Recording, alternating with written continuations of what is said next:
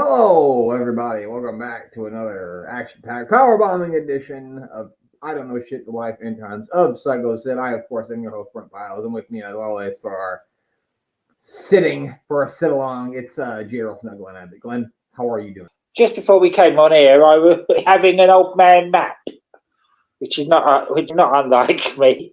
I was a bit disorientated, shall we say. But I'm fine. Yeah, so this week we're actually 1 week away from WrestleMania, actually 6 days away from WrestleMania 13. So something you probably wouldn't see nowadays, which is the World Wrestling Federation champion defending his championship in a cage match on the Raw before WrestleMania. I doubt that will ever happen. No, not something that's likely to happen. Yeah, I'll be very surprised if it does. So it's a cage match. It's Sycho Sid defending the championship against Bret the Hitman Hart. First he does a little promo, and then we'll watch the match. So here we go. Glenn, you ready? I'm ready. All right, here we go. I am always ready, Miss McMahon, and you, Stone Cold Steve Austin, be ready to keep your ass out of my business, because I know why you're here, and you would have to be a complete idiot not to know what you're up to. But tonight, I am going to take Bret Hart, and I'm going to powerbomb him right to the floor, and I will walk out the World Wrestling Federation champion. One reason why? Because I am the man, and I am the master, and I am the ruler of the world. Of course. So the winner of this will go to WrestleMania as the champion. Bret Hart has a match with Stone Cold Steve Austin, and Sid has a match, of course, with the Undertaker. So yeah, that's why you see Stone Cold looking on with intention here, because he really wants Bret to win this match. I'm surprised they didn't have Steve Austin. That's right. I was surprised they didn't have. Austin versus Undertaker on this show as well. They should have put those guys in shark cages. Yeah. They did to Dominic Mysterio. Bret Hart looked like he was going to get out there, but... Oh, God. That was superb, the way they used him as a piñata. Oh, yeah, that was really, really fun. Yeah, definitely. Definitely. Sid now. Is he going to slam Bret into the cage? Do it. Slam him into the cage. There we go. Boom. Slam him into the cage. Just... There. Yeah, there.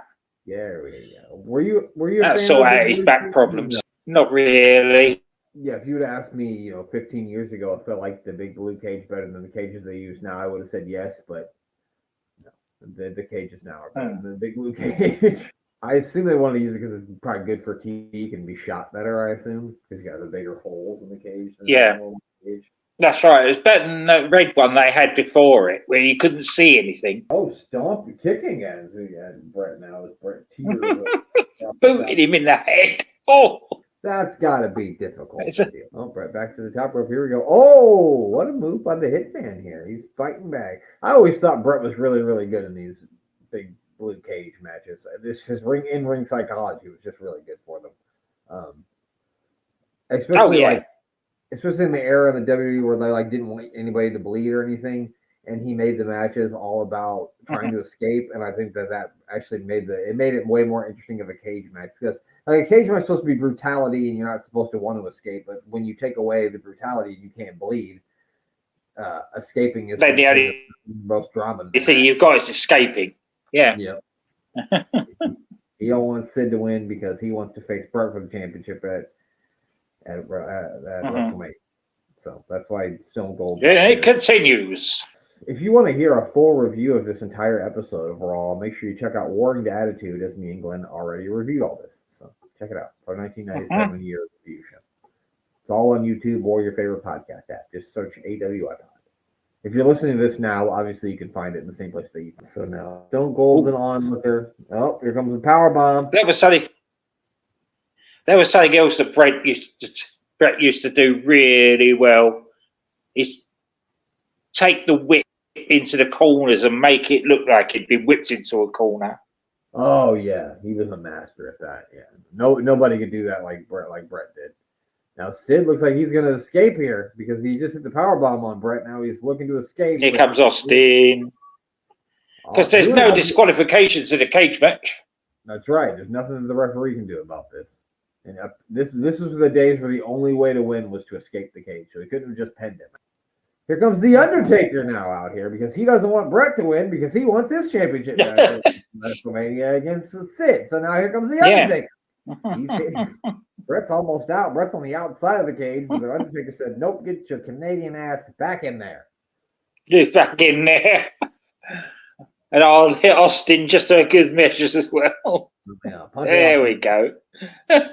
Listen, he hasn't hit his Sid because he wants Sid. Oh. Bret's back inside the cage. Stone Cold's barely hanging on. This is actually a lot of fun, isn't it?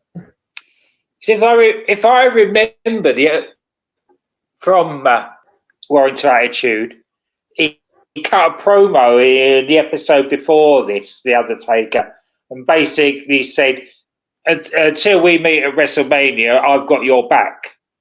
Yeah, no, you're right. He did. Bret now going for a superplex on Sid, which he does from the top rope, not from the top of the cage. That would be something. Yeah. That's still pretty fucking impressive, though, to pull it off on Sid. It is. Yeah. Austin's got a chair here. Imagine he's going to try to take out the Undertaker with it. He does. He does.